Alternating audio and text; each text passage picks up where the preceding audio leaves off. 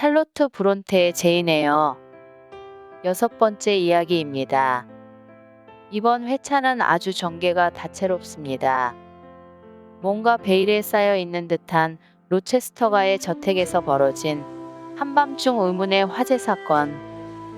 화재 사건의 주범으로 지목되는 아녀 그레이스 폴에 관해 풀리지 않는 수수께끼. 그리고 드디어 로체스터를 향해 싹터가는 제인 에어의 사랑. 그러나 곧이어 찾아오는 넘사벽 스펙을 가진 사랑의 라이벌 잉그램 블렌치 양. 점점 흥미있어지는 그 이야기 속으로 들어가 봅니다. 나는 말없이 그의 뒤를 따르다가 용기를 내서 빗나갔던 그의 이야기를 원점으로 돌렸다. 셀리느 바랑이 돌아왔을 때에 발코니에서 나왔나요? 때를 맞추지 못한 이 질문은 거절당할 것으로만 생각했었다.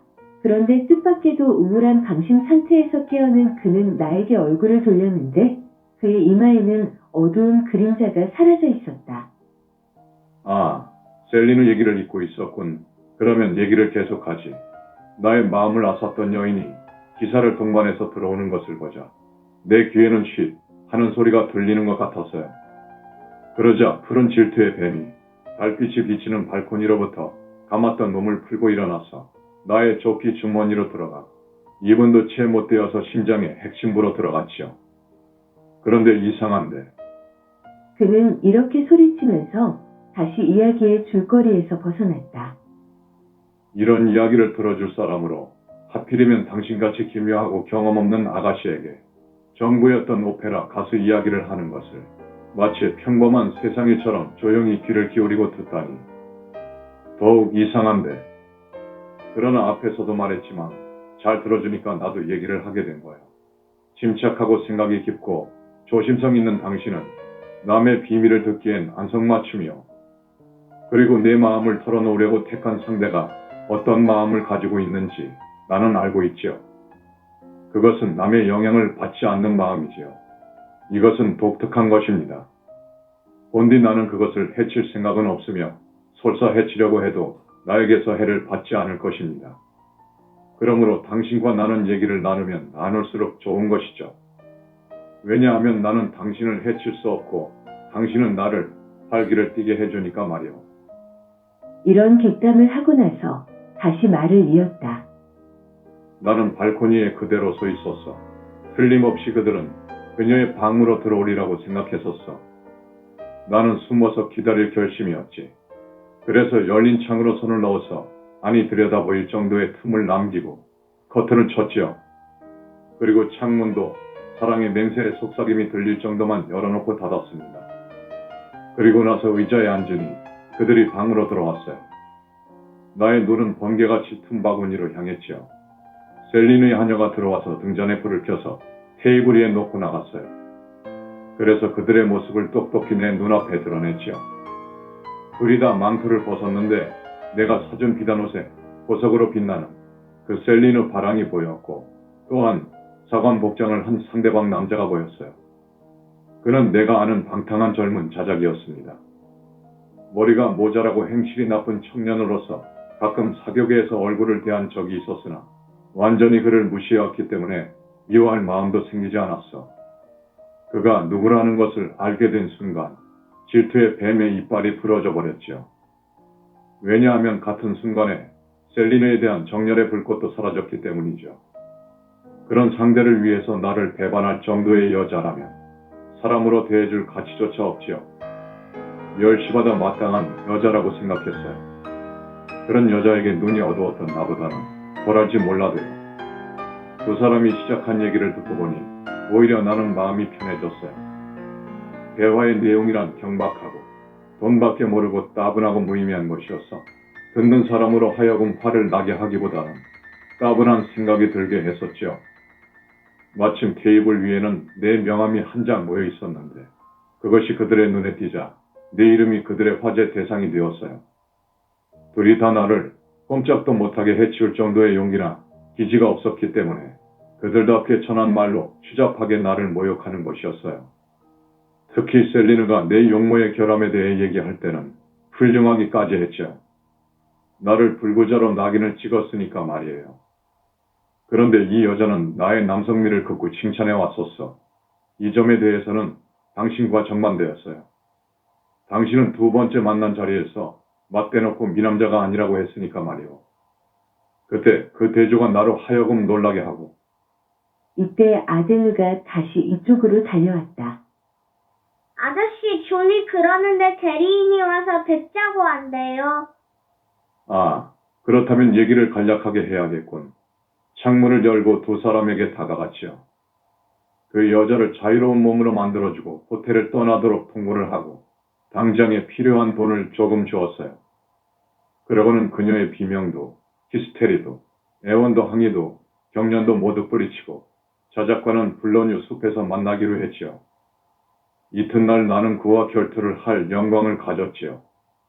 병든 병아리의 날개 축지 같은 가느다란 배에 약한 팔뚝에 총알을 박아놓고 그들과는 인연을 끊었지요. 그런데 바람은 그보다 6개월 전에 아델르를 낳았는데 이 얘가 내 딸이라고 우겨대는 거예요. 그럴지도 모르지요. 다만 이 애의 얼굴에는 이렇게 험상궂은 얼굴을 한 아비의 피를 받은 흔적이라고는 하나도 없지요. 이 애보다는 파일럿이 오히려 나를 닮았거든요.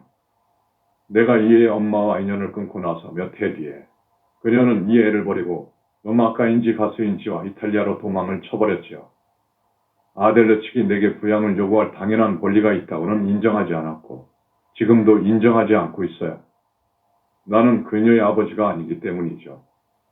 그러나 이 애가 공공에 처해 있다는 소식을 듣고 이 가엾은 어린 것을 파리의 더러운 징구렁에서 구해서 영국 정원의 건전한 토양에서 싱싱하게 길러보려고 이곳에 가져다 심은 것이죠.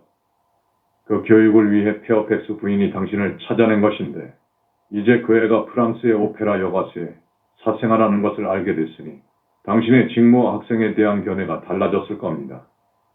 며칠 있으면 나에게 찾아와서 새로운 일자리를 구했습니다. 다른 가정교사를 구하세요. 라고 말하지는 않을런지. 아니에요. 아델르는 어머니나 당신의 잘못에 대해서 책임이 없어요. 그 사실을 알게 되니 어떤 의미에서는 고아라고 생각되어 더 관심을 가지게 됩니다. 엄마에게 버림을 받고 당신에게는 내 자식이 아니라고 거절을 당했으니 말입니다. 그래서 앞으로는 더욱 가깝게 대해주고 싶어요. 친구로 생각하고 나에게 의지하는 고아를 버리고 어떻게 가정교사를 성가신 존재로 생각하는 부잣집에 버릇없는 아이한테로 갈 수 있겠어요. 선생은 그런 식으로 보는군요. 이젠 들어가야겠어요. 그리고 당신도 어두워졌으니까 들어가시오. 그러나 나는 아델르와 파일럿과 함께 몇 분 더 머물러 있었다. 아델르와 경주도 하고 공놀이도 하면서 집 안으로 들어가 그녀의 모자와 웃저고리를 벗겨주고 나서 내 무릎 위에 앉혀놓고 1시간쯤 제멋대로 짓거리게 하고 사소한 잘못에 대해선 야단도 치지 않았다. 좀 잘 봐주면 이런 잘못을 곧 드러내곤 했는데 거기에 나타나는 경망스러운 성격은 아마도 어머니에게서 이어받은 것 같았는데 영국 기질과는 맞지 않는 것이었다. 그러나 그 애만의 장점도 있었다. 이 점을 나는 최대한 좋게 평해줄 생각이었다. 나는 그녀의 표정과 얼굴 모습에서 로체스터 씨를 닮은 점을 찾아보려고 했으나 한 군데도 찾아낼 수가 없었다. 어떤 특징도 어떤 표정도 친척 관계를 말해주는 데가 없었다. 이것은 애석한 일이었다. 만약에 닮은 점이 있다는 것을 증명할 수 있다면 그는 좀 더 잘 돌봐주었을 텐데 잠자리에 들기 위해서 내 방으로 돌아와서야 로체스터 씨한테서 들은 이야기를 다시 생각해봤다. 그가 말한 대로 이야기 내용 자체에는 아무것도 이상할 것이 없었다. 프랑스의 무희에 대한 돈 많은 영국 남자의 정열이라든가 그녀의 배반 같은 것은 사교계에서는 흔히 볼 수 있는 일이다. 그러나 그가 현재의 만족스러운 기분과 이 오래된 집과 환경에 대해서 새롭게 느껴지는 기쁨을 말하려고 할 때 갑작스럽게 그를 엄습한 격정의 발작은 분명히 이상한 것이었다. 나는 이 일에 대해서 곰곰이 생각했다. 그러나 당장에는 설명할 수 없는 문제라는 것을 깨닫고 나에게 대한 주인의 태도를 생각해 보기로 했다. 그가 정당한 것이라고 생각하고 나에게 보여준 신뢰감은 나의 변별에 대한 칭찬으로 생각되었다. 나는 그대로 생각하고 받아들이기로 했다. 이 몇 주일 동안 그가 나를 대하는 태도는 처음처럼 변덕스럽지가 않았다. 내가 그의 기분에 거슬리는 것 같지는 않았다. 냉정하고 거만한 태도도 보이지 않았다. 우연히 마주치면 만난 것을 반가워하는 것 같았다. 항상 말을 건다든가 미소를 짓곤 했다. 정식으로 그의 앞에 불려갔을 때는 정성어린 환대를 받았기 때문에 나는 그를 즐겁게 할 수 있는 힘을 가지고 있다고 느껴졌다. 그런 날 저녁의 대화는 나를 위한 것뿐만 아니라 자신의 즐거움도 위해서 마련된 것이라고 생각되었다. 물론 나는 말이 적었으나 그의 얘기를 듣는 것이 즐거웠다. 그는 타고난 성품이 말하기를 좋아했는데 세상 물정을 모르는 사람에게 여러 가지 세상 형편과 습성을 들려주는 것을 즐거워했다. 나는 그가 말한 새로운 관념을 받아들이고 그가 그린 새로운 화면을 상상하고 그를 따라 그가 펼쳐놓은 새로운 나라를 머릿속에서 생각하는 것이 무한히 즐거웠다. 그동안에 기분 나쁜 말을 했기 때문에 거북해진 일은 한 번도 없었다. 그는 가벼운 기분으로 대해 주었기 때문에 나는 괴로운 긴장감을 느끼지 않았다. 오히려 나의 마음을 끌었다. 그래서 때로는 그가 주인이라기보다 친척이라는 느낌도 들었다. 때로는 가끔 거만해질 때도 있긴 했으나 거기에 대해서 나는 별로 개의치 않고 그의 성격이려니 했다.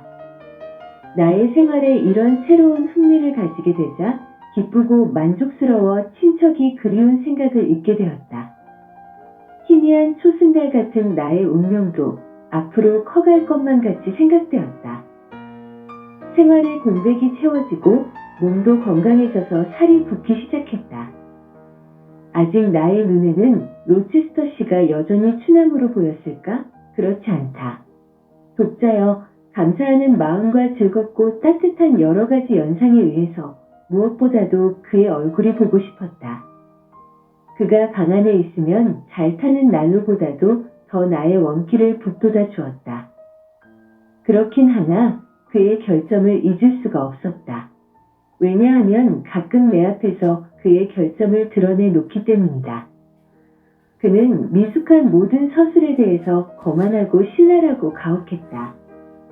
마음속으로 내가 느끼기에는 나를 대하는 그의 친절은 다른 모든 사람들을 대하는 부당한 엄격과 균형을 이루는 것이었다. 그는 또한 변덕스러웠다. 거기에 대해서는 설명할 수가 없었다. 나는 한두 번이 아니라 여러 번 책을 읽어달라고 불려갔던 일이 있는데 그때마다 그는 서재에 혼자 앉아서 팔짱을 끼고 머리를 숙이고 있었다. 머리를 들었을 때 보면 무뚝뚝하고 흉악할 정도로 찌푸려서 얼굴이 어둡게 보였다. 그러나 그가 변덕스러운 것도 사람들에게 대해서 엄격한 것도 그리고 지난 날의 도덕적인 과오도 근원을 따지고 보면 모두가 운명의 장난이라고 나는 믿고 있었다. 그는 환경에 의해서 육성되고 교육에 의해서 감화되고 운명에 의해서 격려되었다기보다는 오히려 나면서부터 훌륭한 성향과 높은 신조와 순수한 취미의 소유자라고 생각되었다. 나는 그에게 훌륭한 소질이 있는 것으로 생각한다. 비록 그것이 현재 상처받고 혼란 상태로 한데 엉켜있긴 하지만 그의 슬픔이 어떤 것인지 몰라도 나는 그것을 슬퍼하고 그것을 덜기 위해선 어떤 희생이라도 하겠다는 나의 생각을 부인할 수 없었다. 촛불을 끄고 침대에 누웠으나 잠을 이룰 수가 없었다. 그가 숲 사이에서 발을 멈추고 운명의 여신이 자기 앞에 나타나 돈필드에서 행복해질 수 있으면 해보라고 말하더라고 했을 때에 그의 표정을 생각하고 있었기 때문이다. 그는 왜 행복해질 수 없을까? 나는 자신에게 물어봤다. 집을 멀리하게 하는 이유는 무엇일까? 그는 곧 또 떠날까? 페어팩스 부인 말에 의하면 계속해서 2주일 이상 머무르는 일이 드물다고 했는데 이번에는 8주일이나 되었어. 만약에 그가 떠나가 버린다면 그 변화는 슬픈 것이 되겠지. 만약에 그가 봄, 여름, 가을 동안 이곳을 떠난다면 햇볕도 개인 날도 얼마나 쓸쓸할까. 이런 생각에 잠겨 있다가 잠이 들었는지 어쨌는지 잘 모르지만 이상하게 애처로운 속삭임이 바로 위에서 들리는 것 같아서 나는 깜짝 놀라서 눈을 떴다. 촛불을 그대로 켜뒀더라면 하는 생각이 들었다. 밤은 무서울 정도로 어두웠고 나는 맥이 풀리는 것 같았다. 침대 위에 일어나 앉아서 귀를 기울였다. 소리는 멎었다. 나는 다시 잠을 청하려고 했으나 가슴이 두근거렸다. 마음의 안정이 깨져버렸다. 멀리 아래층에 홀에 있는 시계가 2시를 쳤다. 바로 그 순간 내 방문에 무엇이 스치는 것 같았다. 어두운 복도를 손으로 더듬으면서 지나가다가 손가락이 방문 널빤지에 스치는 것 같았다. 나는 누구래요? 하고 물었으나 대답이 없었다. 나는 공포에 질려 몸이 오싹했다.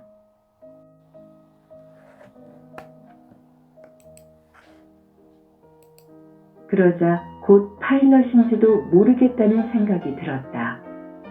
가끔 부엌문이 열려 있으면 로체스터 씨의 방문 쪽으로 가는 것을 봤기 때문이다. 오늘 아침에만 해도 거기 누워있는 것을 내 눈으로 봤었다. 그런 생각을 하니 마음이 가라앉아서 다시 자리에 누웠다. 정적이 신경을 안정시켜 주었다. 집안 전체가 다시 조용해지자 잠이 오기 시작했다. 그러나 그날 밤 잘 수 없었던 것이 나의 운명이었다. 꿈이 나의 귀 밑에까지 왔다가 소스라칠 만한 사건에 놀라서 도망쳐버리고 말았다. 그것은 악마의 웃음소리였다. 바로 내 방 열쇠 구멍 근처에서 들려왔다. 내 침대의 머리 쪽이 방문 쪽으로 향해 있었기 때문에 처음에는 그 웃는 귀신이 내 침대 옆, 아니 내 머리맡에 웅크리고 있는 것처럼 생각되었다.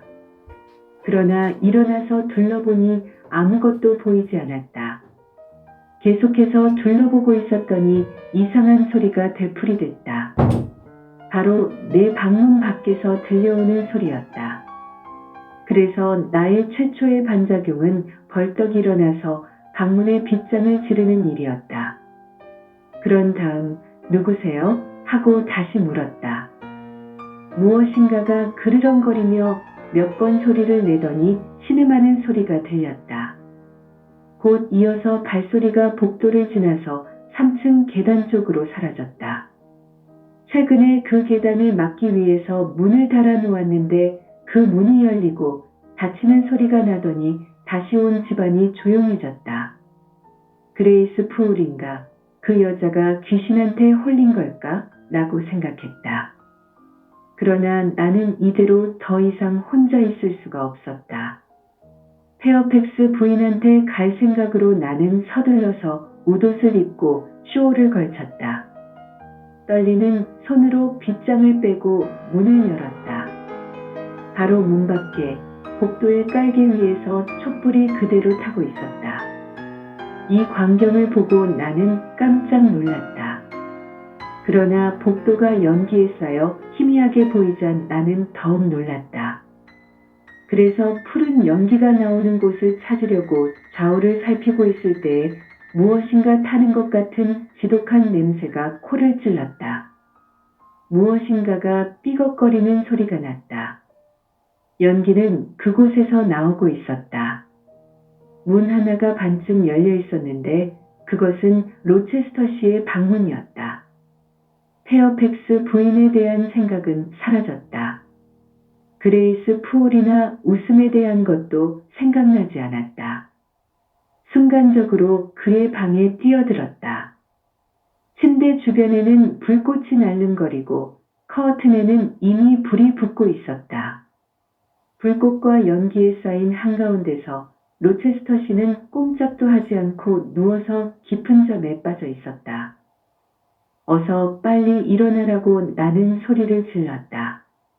몸을 흔들어 봤으나 뭐라고 중얼거리면서 돌아누울 뿐이었다. 연기 냄새를 맡고 감각이 둔해진 것이다. 잠시라도 지체할 수가 없었다. 침대 시트에까지 불이 붙었다. 나는 대야와 물통 있는 곳으로 달려갔다. 다행히 대야는 크고 물통은 깊었는데 두 군데 다 물이 가득 차 있었다. 나는 그것을 들어서 침대와 그 위에 누워있는 사람에게 끼얹었다. 그리고 내 방으로 달려가서 물통을 가져다가 또 한 번 끼얹었다. 그리하여 신의 도움으로 침대를 삼키려던 불꽃을 끄는 데 성공했다. 쉿 하고 불 꺼지는 소리와 흥건하도록 끼얹은 물벼락 때문에 마침내 로체스터 씨는 잠에서 깨어났다. 캄캄하긴 하였지만 그가 잠에서 깨어난 것은 알 수가 있었다. 물이 흥건한 가운데 누워있다는 것을 알아차리고 무엇인가 알아들을 수 없는 말을 중얼거리고 있었기 때문이다. 홍수라도 났는가? 하고 그가 물었다. 아니에요. 불이 났었어요. 제발 일어나세요. 불은 껐으니까 촛불을 가져오겠어요. 그리스도 교국의 요정의 이름으로 묻겠는데 당신은 제이네어지. 나한테 무슨 짓이야? 이 악마 같은 이라고. 아니 마법사인가? 이 방에 당신 말고 누가 있단 말이야? 나를 수장시킬 작정이었나? 촛불을 가져오겠어요. 제발 일어나세요. 누군가가 흉기를 꾸민 거예요. 어떻게 된 것인지 빨리 조사해 봐야겠어요. 자, 일어나서. 그러나 아직 촛불을 가져와서는 안 돼요. 2분만 기다려줘요. 마른 옷으로 갈아입을 때까지. 그가 가운을 걸치자 나는 달려가서 복도에 놓여있던 촛불을 가져왔다. 그는 내 손에서 촛불을 받아들자 높이 들고 침대를 살펴봤다. 모든 것이 까맣게 그을고 시트는 흥건히 젖었으며 침대 주위의 양탄자는 물에 떠 있는 것 같았다. 어떻게 된 거야? 누가 이랬어? 그가 물었다. 나는 일어난 일을 간단히 설명했다. 복도에서 들려온 기괴한 웃음소리며 3층으로 올라가는 발소리며 연기에 대해서 말했다. 그리고 나를 그의 방으로 오게 한 타는 냄새며 방 안에서 목격한 상태며 그러고 나서 닥치는 대로 물을 퍼부었던 얘기를 했다. 그는 심각한 얼굴을 하고 내 말을 들었다. 내가 얘기를 하는 동안 그의 얼굴에는 놀라움보다는 범민하는 빛이 보였는데 내가 얘기를 하고 난 다음에도 곧 입을 열지 못했다. 페어팩스 부인을 불러올까요? 페어팩스 부인이라고? 무엇 때문에? 불러봤자 무슨 소용이 있겠어? 그대로 자게 둬요. 그러면 리니어를 부르고 존 부부를 깨울까요? 그만둬요. 그대로 조용히 있어요. 쇼를 걸쳤나요? 추우면 저기 걸려있는 내 망토를 걸치고 거기 안락의자에 앉아요. 내가 입혀드리지. 발을 의자 위에 올려놓아요. 젖지 않도록. 잠깐 자리를 떠야겠어. 촛불을 갖고 갈 테니까 내가 돌아올 때까지 꼼짝 말고 있어요. 생쥐처럼 말이요. 3층에 좀 갔다 와야 되겠어. 그동안 움직이지 말고 아무도 부르지도 말아요. 그는 밖으로 나갔다. 촛불이 다 사라질 때까지 지켜봤다. 그는 조용히 복도를 걸어가서 소리가 나지 않게 가만히 계단으로 통하는 문을 열고 나가서 다시 닫았기 때문에 불빛이 사라졌다. 나는 암흑 속에 혼자 남게 되었다. 무슨 소리가 나지나 않나 해서 귀를 기울였으나 아무 소리도 들리지 않았다. 꽤 오랜 시간이 흘렀다. 조바심이 나고 망토는 걸쳤지만 추웠다. 집안에 누구도 깨우지 말라고 했으나 나도 여기 있을 필요가 없다고 생각되었다. 명령을 거역함으로써 그의 기분을 상하게 할 것을 무릅쓰고 방에서 나가려고 했을 때 복도의 벽에 불빛이 비치고 맨발로 걸어오는 소리가 들렸다.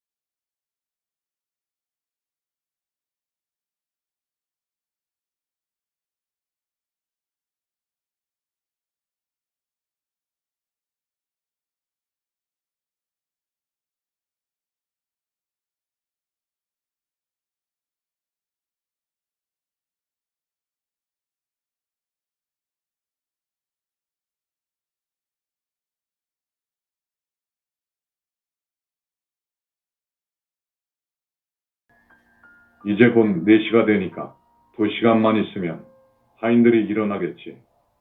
그럼 안녕히 주무세요.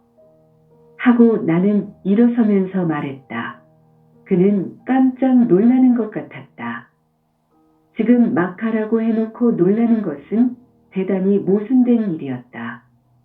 왜 그래요? 벌써 가는 거요? 그런 식으로. 가도 좋다고 하셨잖아요.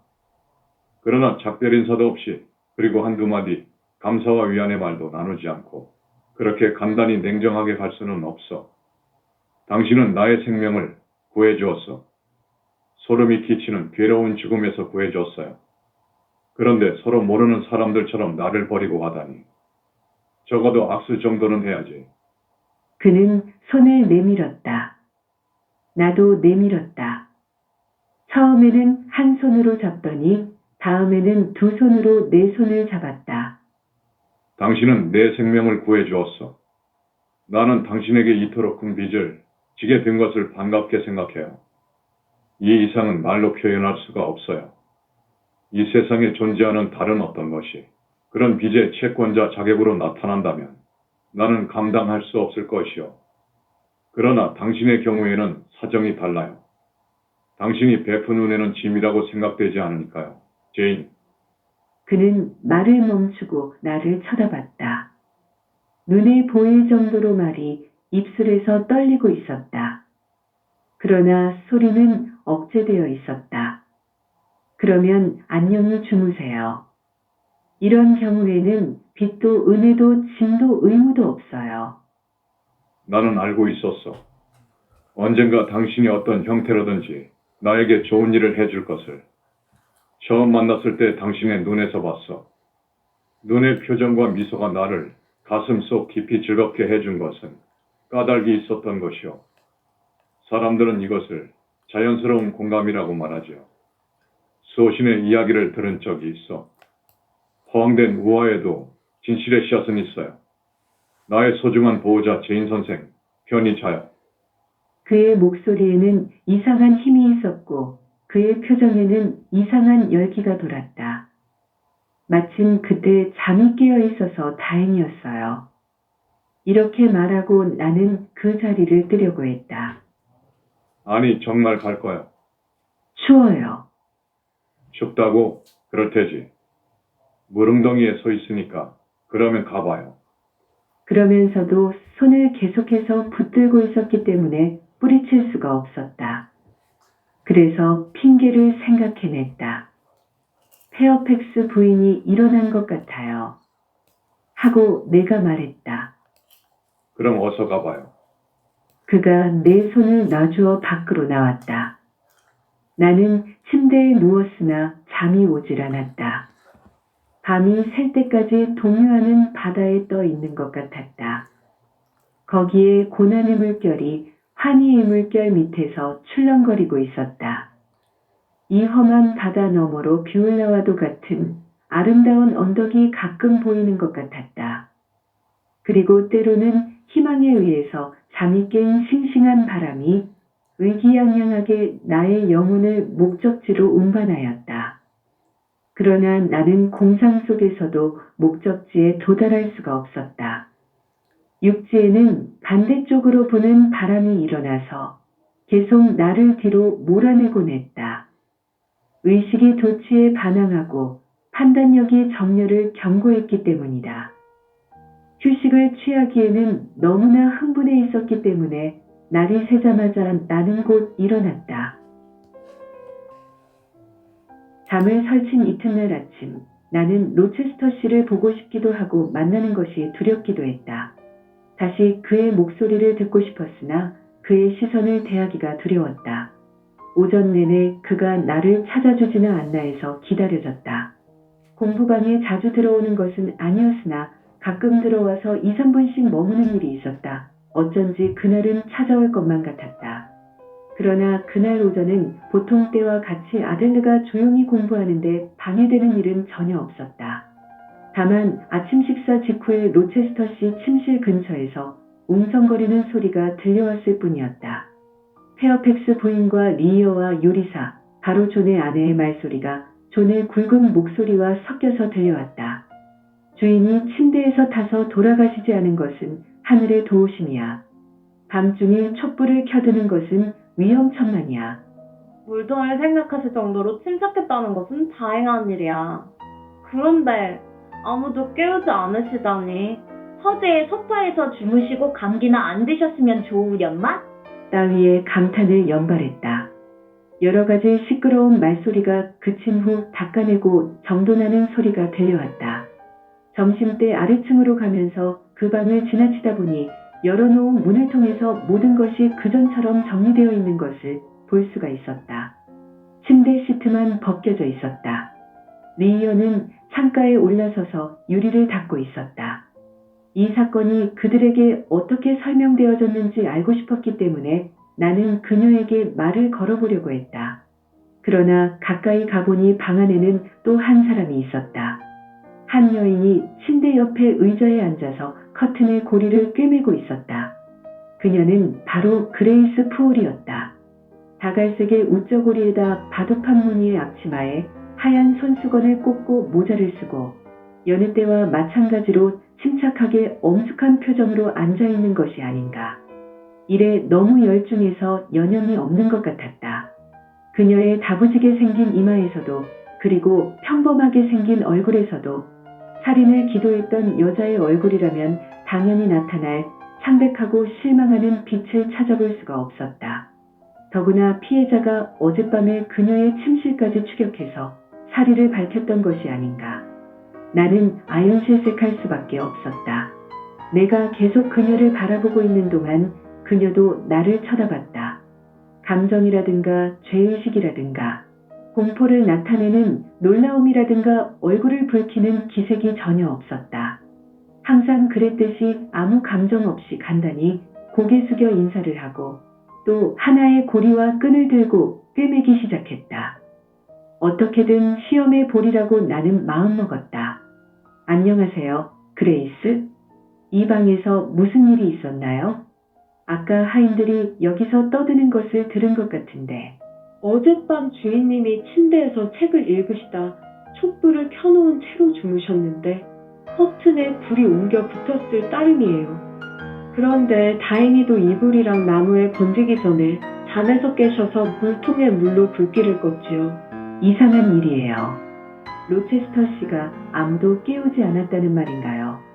그녀는 다시 나를 쳐다봤는데 이번에는 그녀의 표정이 무엇인가를 의식하는 것 같았다. 경계하는 눈으로 나를 살피는 것 같았다. 그러고 나서 대답했다. 선생님도 알다시피 하인들은 멀리 떨어진 곳에서 자잖아요. 그러니 들을 수가 없지요. 페어팩스 부인 방과 선생님 방이 주인님 방에서 가장 가깝죠. 그런데 페어팩스 부인은 아무것도 못 들었대요. 나이가 들면 깊은 잠이 들기 마련이죠. 그러고 나서 말을 잠깐 멈추었다가 무관심한 체하면서도 의미심장한 어조로 덧붙여서 말했다. 그러나 선생님은 젊으니까 깊은 잠은 없으리라고 봐요. 그러니까 무슨 소리를 들었을 텐데요? 들었어요. 그것을 처음에는 파일럿이라고 생각했었지요. 그런데 파일럿은 웃을 수가 없잖아요. 나는 웃음소리를 들었거든요. 그것도 묘한 웃음소리였어요. 그녀는 한 바늘만큼 실을 끊어서 밀초를 잘 치라고 손을 고정시켜서 바늘기를 끼고 침착한 태도로 말했다. 그런 위험한 지경에서 주인님이 웃었을 리는 없어요. 선생님이 꿈이라도 꾼 것이 아니세요? 나는 꿈을 꾸지 않았어요. 그레이스 푸울. 그녀의 뻔뻔스럽고 냉담한 태도에 나는 화가 났다. 그녀는 다시 나를 쳐다봤다. 이번에도 아까와 마찬가지로 무엇인가를 찾아내려는 의식적인 눈초리였다. 웃음소리를 들었다는 것을 주인님께 말했나요? 아니요, 오늘 아침에는 아직 얘기할 기회가 없었는걸요. 문을 열고 복도를 내다볼 생각은 없었나요? 그녀는 또 물었다. 그녀는 슬쩍 나한테서 정보를 얻으려고 나를 신문하는 것 같았다. 내가 그녀의 범죄 행위를 안다든가 혹은 의심하고 있다는 것을 알게 되면 필시 아기의 찬 장난을 할 것이라는 생각이 불쑥 떠올랐다. 조심하는 것이 상책이라고 생각되었다. 내다보기는커녕 오히려 빗장을 걸었어요. 그렇다면 선생님은 매일 밤 잠자리에 들 때 빗장을 걸지 않는다는 말이군요. 악마 같으니라고 내 습성을 알아두려고 하는구나. 그래가지고 무슨 계획을 꾸미려고 그러는가 하는 생각에 분노가 침착성을 억압했다. 지금까지는 빗장을 걸지 않는 일이 가끔 있었죠. 그럴 필요가 없다고 생각되었기 때문이에요. 돈피일드에서는 위험하다든가 기분 나쁜 일이 일어나리라고 걱정을 하지 않았어요. 그러나 앞으로는 자기 전에 모든 것을 안전하게 해둬야겠어요. 그렇게 하는 것이 현명하겠지요. 내가 알기로는 이 집 주변은 어느 곳보다도 조용한 곳이며 집을 짓고 나서도 도둑이 들었다는 이야기는 못 들었어요. 잘 알려져 있는 바이지만 이 집 찬장에는 수백 파운드 값어치의 그릇이 들어있지요. 그런데 보다시피 집은 이렇게 큰데 하인의 수는 적어요. 주인님이 이곳에 오래 머물러 있지 않기 때문이에요. 그런데 집에 돌아오신다 해도 독신이기 때문에 돌봐줄 사람이 그리 많이 필요하지 않거든요.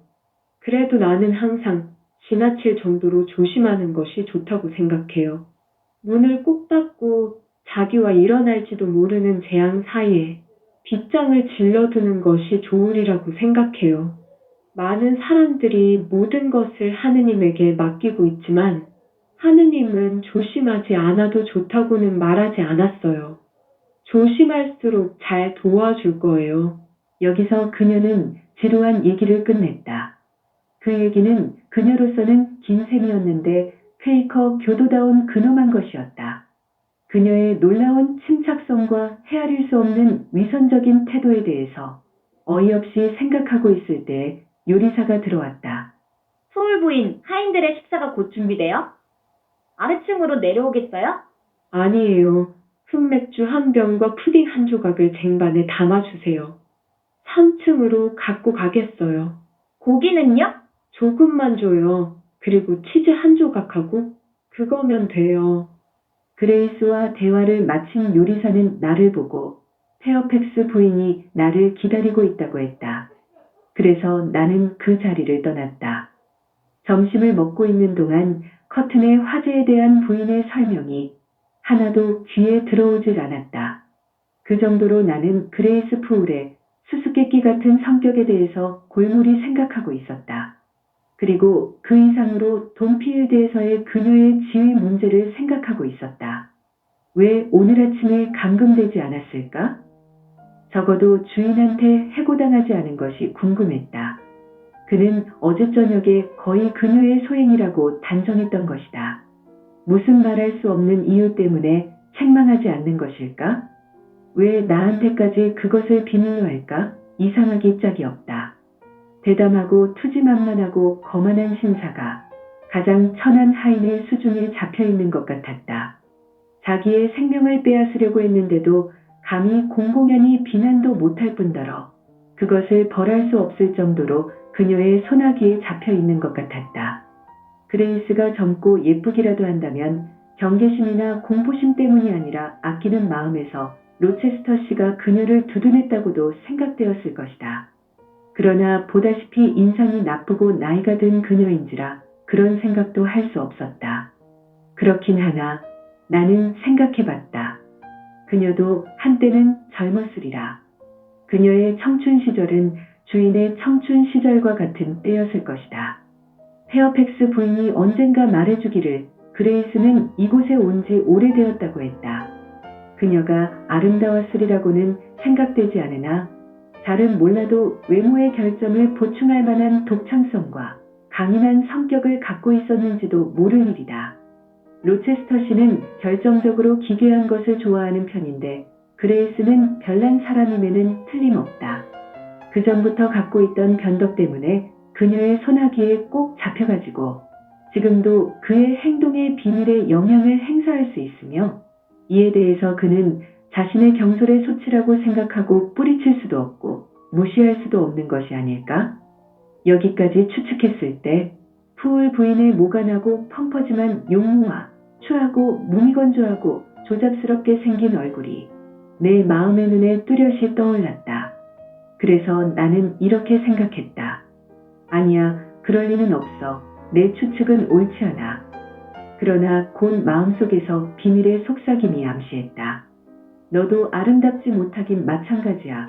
그런데도 로체스터 씨는 너에게 호의를 갖고 있거든. 적어도 그렇다고 너는 가끔 생각하고 있어. 어젯밤만 해도 그의 말, 그의 표정, 그의 목소리를 생각해봐. 나는 모든 것을 생각해봤다. 말이며 시선이며 어조가 뚜렷이 되살아나는 것 같았다. 나는 지금 공부방에 있고 아델르는 그림을 그리고 있다. 허리를 굽혀서 그림 그리는 연필을 잡아주었더니 그녀는 깜짝 놀라는 얼굴을 하고 나를 쳐다봤다. 왜 그래요, 선생님? 선생님 손이 나뭇잎처럼 떨려요. 뺨도 버찌처럼 빨개요. 허리를 굽혀서 열이 올라 그래, 아델르. 그녀는 그림을 계속 그렸고 나는 생각에 잠겨 있었다.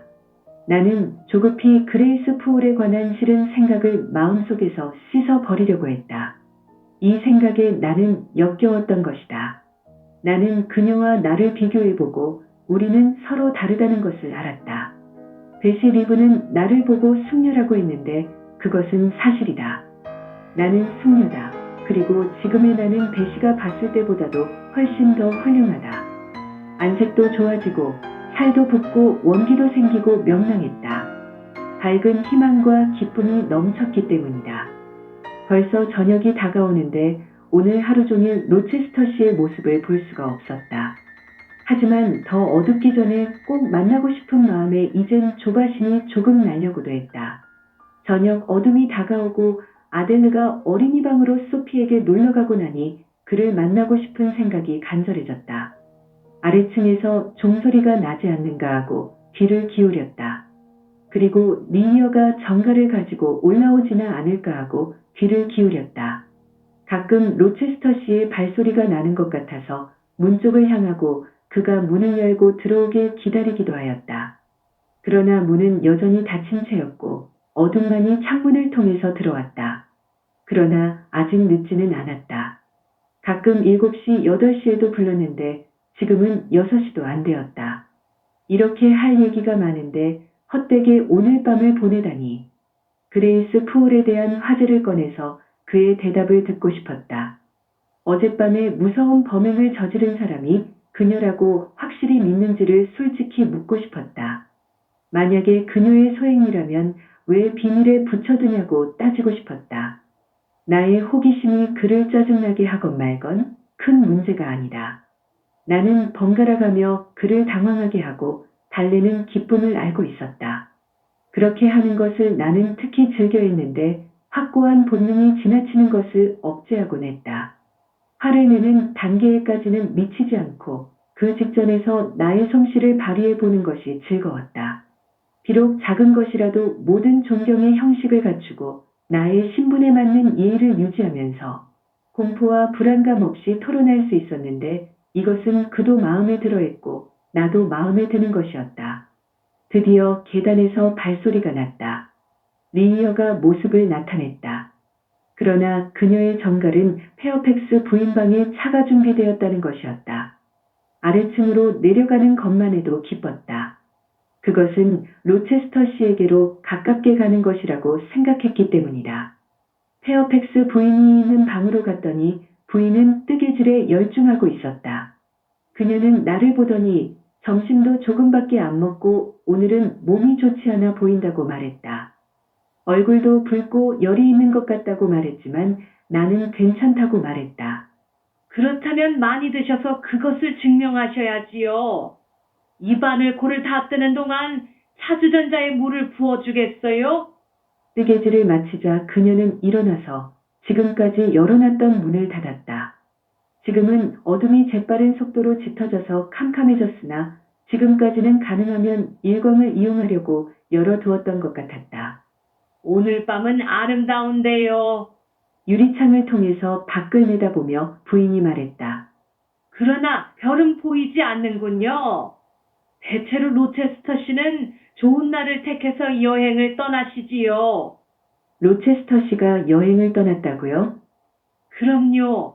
아침 식사를 끝내자마자 떠나신걸요. 니스로 가셨어요. 밀코트에서 10마일 떨어진 애시튼시의 저택이 있는 곳이지요. 그곳에 여러 사람이 모이는가 봐요.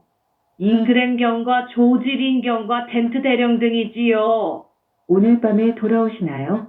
아니요. 내일도 안 오실 겁니다. 아마 한 주일이나 그 이상 머무를 거예요. 그런 훌륭한 상류사회 인사들이 어울리면 우아하고 명랑한 분위기에 쌓이기 마련이지요. 즐길 수 있는 모든 것이 갖추어져 있으므로 급히 서둘러서 떠날 생각들을 하지 않아요. 그런 경우에는 신사들이 환영받기 마련이지요.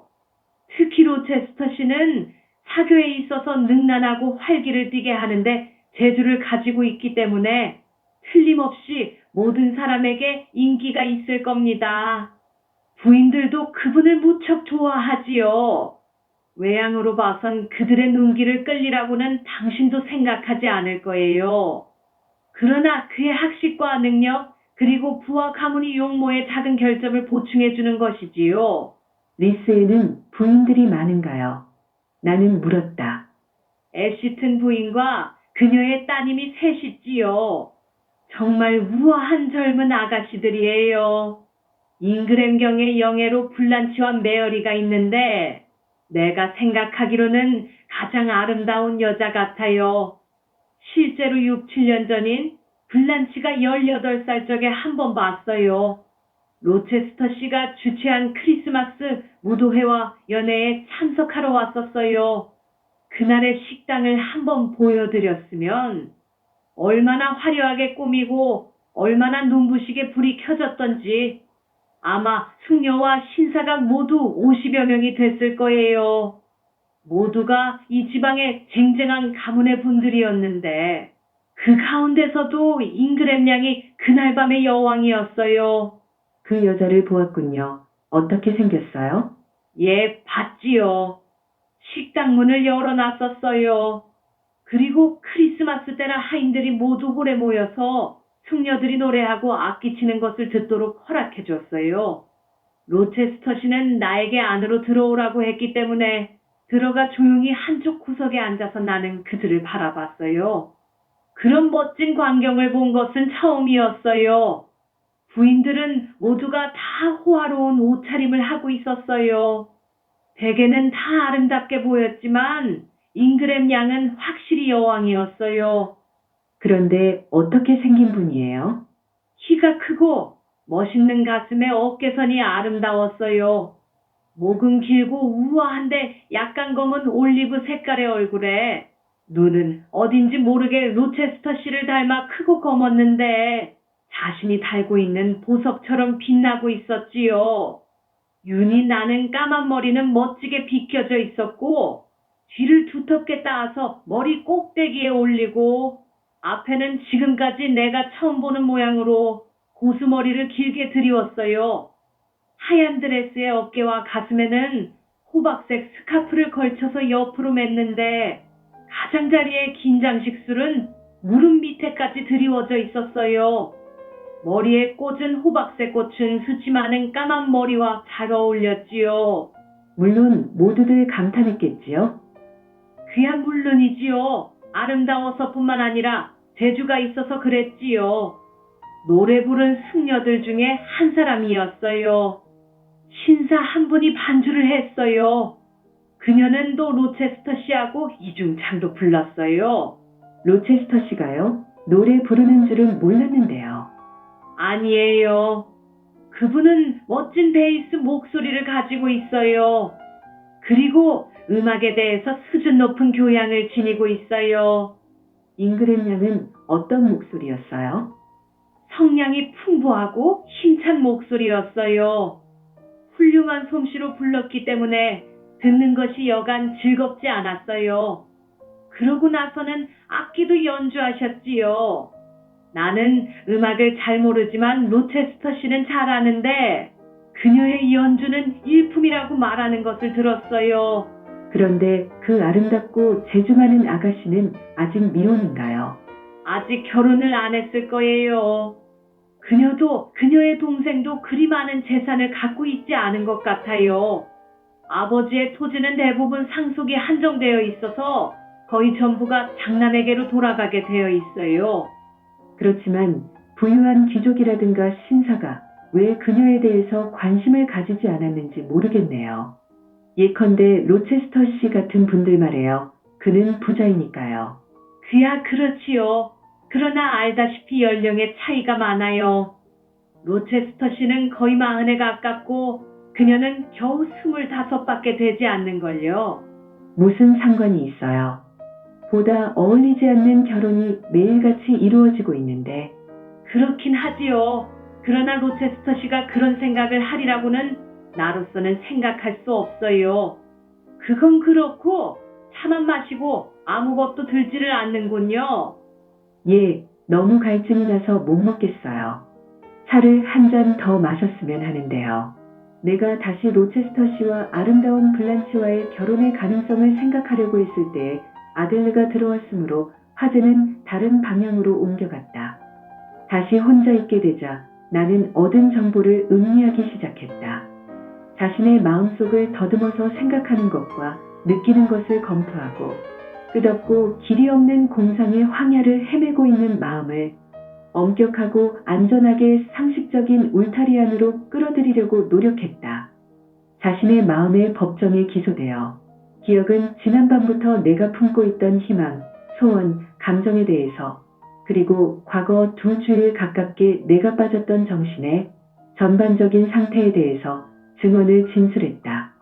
그러자 이성이 앞으로 나와서 본래의 조용한 말투로 솔직하고 꾸밈없는 말로 내가 어떻게 현실을 거부하고 미친 듯이 이상을 탐냈는가를 진술했다. 그래서 나는 다음과 같은 판결을 내렸다. 나 제이메어 이상으로 어리석은 자는 이 세상에 아직 없었다. 그 이상의 공상적인 백치가 감미로운 거짓말을 만끽하고 독약을 마치 선약처럼 마신 사람도 없었다. 나는 말했다. 너는 로체스터 씨의 총애를 받는다고 생각하는가? 너는 그를 즐겁게 할 타고난 재주가 있는가? 너는 어떤 형태로 그에게 있어서 중요한 존재인가? 내 어리석음은 나를 괴롭히고 있어. 너는 단지 가끔 관심을 가져준 데 대해서 즐거움을 느꼈던 거야. 그런 것은 가문이 좋은 신사가 세상 물정을 아는 사람이 하인이나 철부지에게 보여주는 사소한 관심이야. 어떻게 감히 그런 생각을 할 수 있어? 가엾고 어리석은 제이네요. 자신의 이익을 위해서도 좀 현명해질 수 없다는 말인가? 너는 오늘 아침에 지난밤의 짧은 정경을 되풀이해서 생각해봤지. 얼굴을 가리고 부끄럽게 생각해. 그가 내 눈을 예쁘다고 말하지 않았느냐고. 이 눈먼 강아지야. 흐린 눈꺼풀을 열고 자신의 저주받은 어리석음을 봐. 결혼할 의사가 없는 웃사람으로부터 칭찬을 받는다는 것은 어떤 여성에게든지 좋은 일이 아니야. 마음속으로 혼자서 사랑을 불태우는 것은 어떤 여성에게나 미친 짓이야. 만약에 이것이 보람없이 상대에게 알려지지 않고 끝난다면 이것은 잉태한 생명을 좀먹을 것이며, 한편 알려지고 이에 대응이 온다면 이것은 도깨비 불처럼 너를 헤어나올 수 없는 수렁 같은 황야로 몰고 갈 것이다. 그러므로 제인에어여, 너에 대한 판결에 귀를 기울여라. 내일 거울을 앞에 놓고 백목으로 자신의 초상을 충실히 하나의 결점도 빼놓지 말고 그려보아라. 눈에 거슬리는 어떤 선도 빼놓지 말고 마음에 들지 않는 비뚤어진 곳이 있어도 펴지 마라. 그리고 그 밑에 이렇게 적어. 의지할 데 없는 가난하고 못생긴 가정교사의 초상이라고. 그러고는 매끈매끈한 상아빛 종이 한 장을 꺼내. 아마 화구상자 안에 한 장 있을 거야. 팔레트를 꺼내가지고 가장 선명하고 아름답고 밝은 색으로 혼합해서 가장 부드러운 낙타털 모피를 골라서 상상할 수 있는 한의 아름다운 얼굴의 윤곽을 조심스럽게 잡아서 블란치 잉그램에 대한 페어팩스 부인의 설명대로 가장 부드러운 음영과 가장 아름다운 색조로 채색하는 거야. 까만 고수머리와 동양적인 눈매를 잊지 말아야 해. 뭐라고? 눈의 모델로 로체스터 씨를 생각한다고. 마음을 다부지게 가져 우는 소리 하지 마라. 감상을 버리라고. 슬퍼하지 말고 분별과 결심을 지켜야 해. 위험이 있고도 조화가 잡힌 얼굴의 윤곽과 그리스풍의 목과 가슴을 연상하는 거야. 다이아몬드 반지와 황금 팔찌도 빼놔서는 안 돼. 옷차림은 충실하게 투명한 레이스와 번쩍이는 비단과 우아한 스카프와 황금색 장미를 빼놓지 않고 그려야 해. 그래가지고 그 그림의 제목을 재능 있는 명문가의 숙녀 블란치라고 짓는 거야. 앞으로 로체스터 씨가 너를 좋게 보고 있다고 생각될 때는 이 두 그림을 꺼내가지고 비교해봐. 그리고 로체스터 씨는 노력만 한다면 이 고귀한 숙녀의 사랑을 받을 수 있어. 그런데 가난하고 보잘것없는 서민을 진정으로 생각해 주려고 이렇게 생각하는 거야. 그렇게 하리라고 나는 결심을 했다. 결심을 하고 나니 마음이 가라앉아 잠을 잘 수가 있었다. 나는 결심대로 했다. 크레용으로 자신의 초상을 그리는데 한두 시간이면 충분했다. 그리고 2주일도 채 못되어 상상에 의한 블란치 잉그램의 작은 초상을 상아빛 종이에 완성했다. 이것은 아름다운 얼굴의 초상화였는데 크레용으로 그린 현실의 자기 얼굴과 비교해 볼 때 자존심이 바랄 수 있는 한의 최대의 대조를 이루었다. 나는 이 작업에서 성과를 보았다. 이 일은 나의 머리와 손을 바쁘게 했고 자신의 마음에 영원히 새겨두려고 했던 새로운 생각에 힘과 불변성을 주었다. 얼마 안 되어서 무리하게 자신의 감정을 억제한 건전한 훈련 과정에 대해서 자축할 이유가 생겼다. 그 덕분으로 나는 다음에 일어난 사건에 대해서 품위를 잃지 않고 조용히 직면할 수 있었다. 만약에 훈련이 없었던들 표면상으로나마 냉정을 유지한다는 것은 무리였을 것이다.